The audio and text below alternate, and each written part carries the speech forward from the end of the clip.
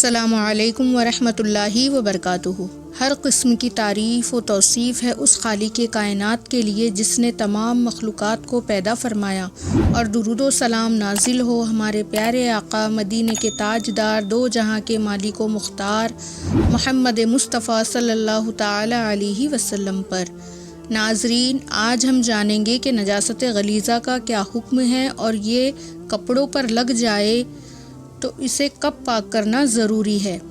اور یہ ایسے احکام ہیں کہ جن کا جاننا ہر مسلمان مرد و عورت کے لیے بہت ضروری ہے۔ تو آئیے شروع کرتے ہیں۔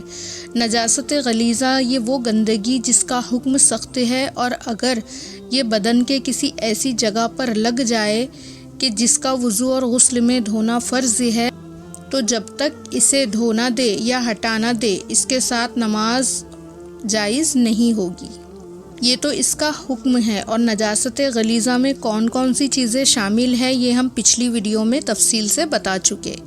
پھر بھی صرف اتنا یاد رکھیے کہ انسان کے بدن سے ہر اس چیز کا نکلنا جس سے وضو اور غسل فرض ہو جاتا ہے وہ نجاست غلیظہ ہے، جیسے پیشاب، پاخانہ، بہتا ہوا خون اور پیپ، دکھتی ہوئی آنکھ سے پانی کا بہنا اور منہ بھر قے وغیرہ ہونا، یہ تمام چیزیں نجاست غلیظہ ہے۔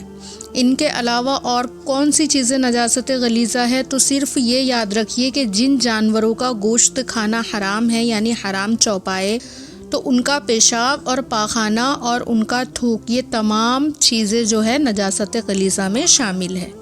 ٹھیک ہے، یعنی جن جانوروں کا گوشت حرام ہے ان کا پیشاب، پاخانہ اور ان کا لعاب یعنی تھوک، یہ تینوں چیزیں نجاست غلیظہ میں شامل ہے۔ اور جن جانوروں کا گوشت کھانا حلال ہے ان کا صرف پاخانہ نجاست غلیظہ کے حکم میں ہے، جیسے گائے ہے، بھینس، بکرا وغیرہ، یہ تمام جانور جو ہے، اور گھوڑے کا بھی یہی حکم ہے، یعنی گھوڑے کی جو لید ہے وہ نجاست غلیظہ کے حکم میں ہے۔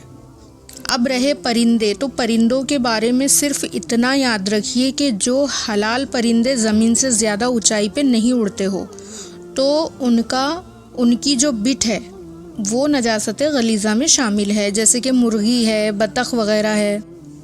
کیونکہ یہ زمین سے زیادہ اونچائی پر نہیں اڑتی ہے اور یہ حلال بھی ہے، لہٰذا ان کی بٹ جو ہے وہ نجاست غلیظہ کے حکم میں ہے۔ اور نجاست غلیظہ کے حکم میں وہ چیزیں ہیں جو نشہ آور یعنی نشہ لانے والی ہو، جن سے نشہ ہوتا ہو،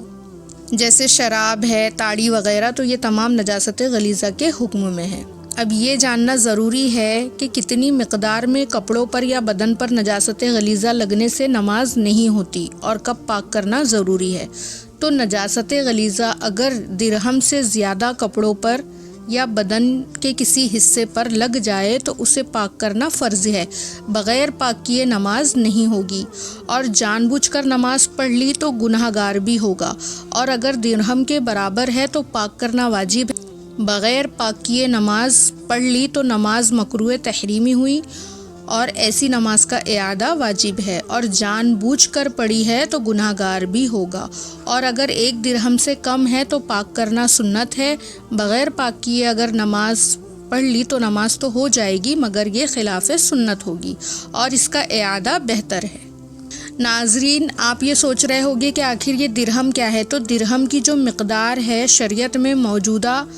زمانے کے حساب سے اگر دیکھا جائے تو وزن میں تقریباً 4.5 گرام ہے، لہٰذا جو نجاست گاڑی ہے جیسے پاخانہ، لید وغیرہ، تو اس کی مقدار وزن سے دیکھی جائے گی، اور جو پتلی نجاست ہے جیسے پیشاب، شراب وغیرہ، تو اس کی مقدار جو ہے یہ وزن سے نہیں بلکہ درہم کی لمبائی اور چوڑائی سے ہوگی، اور شریعت نے درہم کی لمبائی چوڑائی یہاں کا سکہ یا پھر آسانی کے لیے ہاتھوں کی ہتھیلی کی گہرائی رکھی ہے۔ مثال کے طور پر ہمیں اس کی مقدار دیکھنی ہے